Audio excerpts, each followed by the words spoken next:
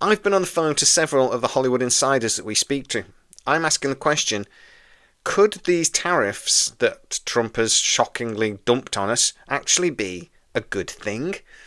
And if they are, how? Welcome to the Tachyon Pulse podcast. Our Tachyon pulse has been unable to completely penetrate the anomaly. So my phone hasn't stopped vibrating. Basically, since I sent out these messages first thing this morning for me, and now people are waking up in America and I'm getting responses. But I actually just got off a WhatsApp call with somebody that works for one of the larger talent agencies, and he actually works in the legal department. He's an entertainment lawyer. So he is well placed to sort of understand a lot of this, and he does actually work more in the finance side of things, so he's even more well placed. I said to him, look, for one, how do you think these tariffs are going to work? And he said, look, this is a I think he said non-flangeable, which is a word I've not heard before. But it's not a real product. It's digital. It's virtual in some ways. So when a movie is made abroad and then brought here, you're obviously there isn't a physical item that's going through your customs. So it is harder to put a tariff on it. It's more likely going to be a tax. He actually said, look, we do tax sort of virtual industries, finance industries, and, these sorts of things. So there are systems in place that would allow that to be taxed in a way. But it would have to be basically based on what money it earns in the US. So ticket sales, what streaming providers then report as its financial. So on streaming movies, when they put a film on a streaming platform, they actually do still attach a monetary value to it, and they base it on how many minutes it's been viewed compared to how many subscribers they've got. So they're basically like 50% of our subscribers have watched this for this many hours, so financially that is worth to us this amount of money. And that way they know if something's been popular or not. But you know that they like putting a financial value on things, they just do. So that means it won't be the original countries that are paying these fees. It will be the United States. It will be customers within the United States. The cinema chains, the studios, the streaming providers. He says that is basically the only way to do it. He actually basically talked about this as a stick and a carrot. He said, now, you can have incentives. And that's what Georgia does and other countries do. They have these incentives, tax breaks, whatever, to make it cheaper to make something in your state, your country. Now, that's the carrot. But it's expensive, and you're basically losing money. What Trump is doing is using a stick approach. You basically throw a tax on it and you make it so expensive for that to be produced abroad that you have to bring that production home. Even though it may be a little bit more expensive to do it in the United States, it's not 100% more expensive. So he actually said, look, in the long run, this could actually be very good for the film industry.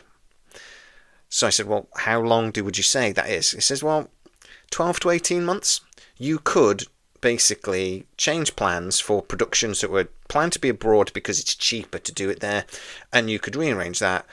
There might be some capacity issues with studio space, but there is capacity there. And 18 months, 12 to 18 months, he basically said you could shift almost all your productions back to the United States if you really wanted to, if you had to. So fine, 12 to 18 months. What about the meantime? Says, well, the meantime is why we're all panicking, because the entertainment industry has been shipping production global for years. Stargate is a good example of this. It was filmed in Vancouver because it was cheaper to. The Canadian dollar was quite strong, but also there was large studio spaces that were cheaper to operate than in California, and it basically meant that they could get their budget and stretch it far further. Now, one of the reasons actually why Stargate Atlantis was cancelled when it was, and then Stargate Universe to a degree but not so much, was that the Canadian dollar got weaker against the US dollar. So it basically meant effectively it was costing more to produce the show just because of that financial, fiscal reason. So that's a good example of why it's done. Now, they also said they've been shipping sort of technical things. So, like Pixar and stuff. A lot of the technical stuff is done in India and China and countries like this, because it's far cheaper to get those people that are quite very highly educated to do sort of the 3D matting and things. So a lot of actual stuff that you would think, well, that can be made in America very easily, isn't, because it's too expensive to make in America. So again, all of that stuff now has to be done, unless it's going to be exempt. This lawyer said this to me about 19 times, because unless this is exempt, unless this is exempt, unless this is exempt. He did say, like, well, we're hoping there's going to be some sort of exemption for a film that is basically based in the US, but has stuff that is on location around the world. Say, we're allowed maybe 30% of the movie to be abroad or something and not get taxed. They're hoping there's that sort of thing. But he's basically said, this has come completely out of the blue. I don't think there's a plan. And he sort of, I think I mentioned this in the video later, he sort of said, look, this is going to be like the other tariffs. They'll do it, this sweeping statement, and then they'll sort of get into the detail. So hopefully we'll get some detail in the coming weeks. But he was basically arguing that, look, a lot of films are paid for by America, but they are made abroad. And if they are taxed, it's America that's paying for it. And he was saying, look, our profit margins at the moment across the board in studios is minute. He was basically saying, look, COVID killed us, and then the strikes basically buried us again. And they haven't recovered. Studios haven't recovered, cinemas haven't recovered. And the margin for financial ruin is squeaky bum time. He was saying the next 6 months, if this is actually implemented immediately, the next 6 months are going to see studios go under. And he was saying, and also big cinema chains. He said big cinema chains are going to take the brunt of this. So it is really a panic. I have spoken to several insiders, and they are all thinking basically the same thing. What the hell are we going to do over the next 18 months? What the hell are we going to do for movies that we produced and filmed 6 months ago that are going through editing at the moment? Because are they going to be tariffed? We could basically have 2 years of projects getting tariffed, and we can't afford to do it. Now, I said, well, what's the solution? And said, well, what would normally be done if you were going to have a big sweeping change in philosophy like this from the government is they would have a consultation period where they talk to everybody and they figure out what the ins and outs are, and they figure out what can work and what can't, figure out how to do it, and then they would give us some warning. So they would say, give us 12 months through the consultation period. How long can it take you to get back to the United States? 12 months. Done. They haven't done that. Trump has basically ordered this immediately. He has said in his statement he has ordered the Department of Commerce to do this now. Unless he backtracks, there's a massive problem. But he said, but actually, in the long run, it could be a good thing because we want Hollywood to be strong. We want it to be the beating heart of the film and television industry. And it's not. And it really has been struggled. We've talked about it repeatedly on this channel over the years, and scitrek, that the movie industry in Hollywood isn't the beating heart anymore. It's become global, and it's becoming maybe a problem.